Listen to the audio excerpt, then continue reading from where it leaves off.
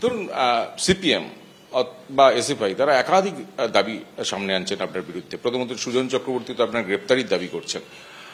এইটুকু সহনশীলতা কেন দেখাতে পারলেন না কালকে, যেখানে গাড়িতে চাপা পড়তে হতো না ওই একজন ছাত্রকে, বা তাকে চিকিৎসার অধীনে থাকতে হতো না?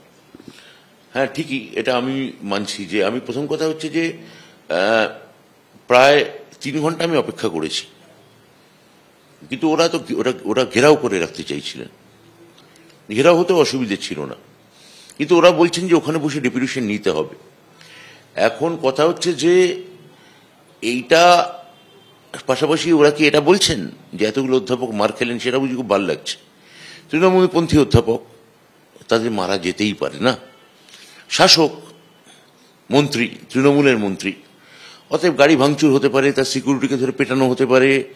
এতগুলো অধ্যাপক নিগ্রহ হওয়ার পরে ওই বাড়িটা ভেঙে চৌচির করে দেওয়া যেতে পারে। শুধু আমার গাড়ি না, একাধিক গাড়ি কালকে মেরে ভেঙে দেওয়া হয়েছে। তৃণমূলের কর্মী সংগঠন, তাদের পার্টি অফিস পোড়ানোই যেতে পারে। এইগুলো যারা সিপিএমের যদি কেউ বলে থাকেন, তো এটা আমি খালি বলবো তাদের সঙ্গে হলে কি বলতেন তারা, কারণ যে যারা করেছে তারা তো সিপিএমের ছাত্র সংগঠন নয়, অন্য ছাত্র সংগঠন।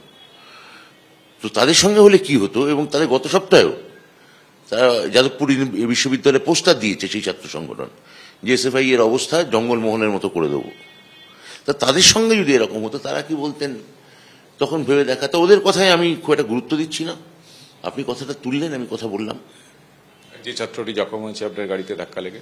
না, সেটা তো আমি বলেইছি একটু আগে আপনাকে, আমার খারাপ লেগেছে। আমার ড্রাইভারটি, দেখুন আমার গাড়ি আমি তো মারিনি, ড্রাইভারটি ভয় পেয়ে গেছিল, কম বয়সী ছেলে। ওকে যখন গাড়ি এদিক থেকে ঘুষি মারছে, ওদিক থেকে ঘুষি মারছে, কাঁচ ওর সামনের কাঁচটা এখন ভেঙে গায়ে পড়েছে, ওরও গায়ে পড়েছে, একই সঙ্গে ওই কাঁচ ভেঙে আমার গায়েও পড়েছে। তো আমাদের আহত হওয়াটা ঠিক আছে, সেটা আমি বলছি না কিছু, কিন্তু ছাত্রের আহত হওয়াটা সেটাও কাম্য ছিল না। কিন্তু ওর বাড়িতে শুনলাম তো বিশ্ববিদ্যালয়ে পড়ান, মানে আমাদের সহকর্মী। আমি কিছু একটা করবো, সেটা এখন আপনাকে আমি বলবো না। মানে আমি কথা বলতে পারি কিনা সেটা আমি দেখছি। আপনি তো কালকে দেখাও করতে যেতে পারতেন, মানে যে জখম হয়েছে এই সমস্যা। উপাচার্য দেখা করতে গেছিলেন, উপাচার্যকে ওখানেও ধরে শারীরিক হেনস্থা করেছে। উপাচার্য সেই নিয়ে প্রেস বিবৃতি দিয়েছেন। হাসপাতালে উনি ছাত্র দেখতে গেছেন, আহত ছাত্রকে ভর্তি, সেখানে ধরেও তাকে মারধর করেছে। এইটা কি উপাচার্য গায়ে হাত দিচ্ছে? মানে আমরা উপাচার্য, তৃণমূলপন্থী অধ্যাপক, জনপ্রতিনিধি, মমতা বন্দ্যোপাধ্যায় ভোটের পর ভোট জিতে যাচ্ছেন, অতএব তোদের খানিকটা মার খাওয়াই উচিত। তোদের কেন রাস্তায় মার খাবি না? এইটা তাদের ন্যারেটিভ হবে, সোশ্যাল ন্যারেটিভ। তো তৃণমূল এটা দেখছে। তৃণমূলও আমাদেরও রাজনৈতিকভাবে আমাদের কিন্তু দুর্বল ভাববেন না।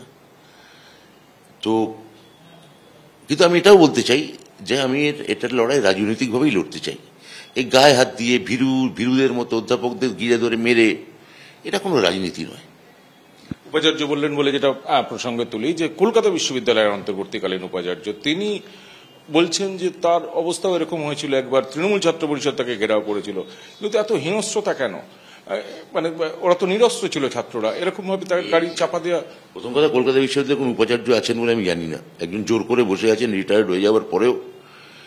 এবার তিনি তার ব্যক্তিগত মতামত জানিয়েছেন। তার গাড়ি ধরে কখনো কেউ পাথর ছুঁড়ে ভেঙেও দেয়নি, বনেটে উঠে লাফালাফিও করেনি, জুতোও ছোড়েনি, গাড়ি ধরে এরকম মানে ধাক্কাধাক্কিও করেনি।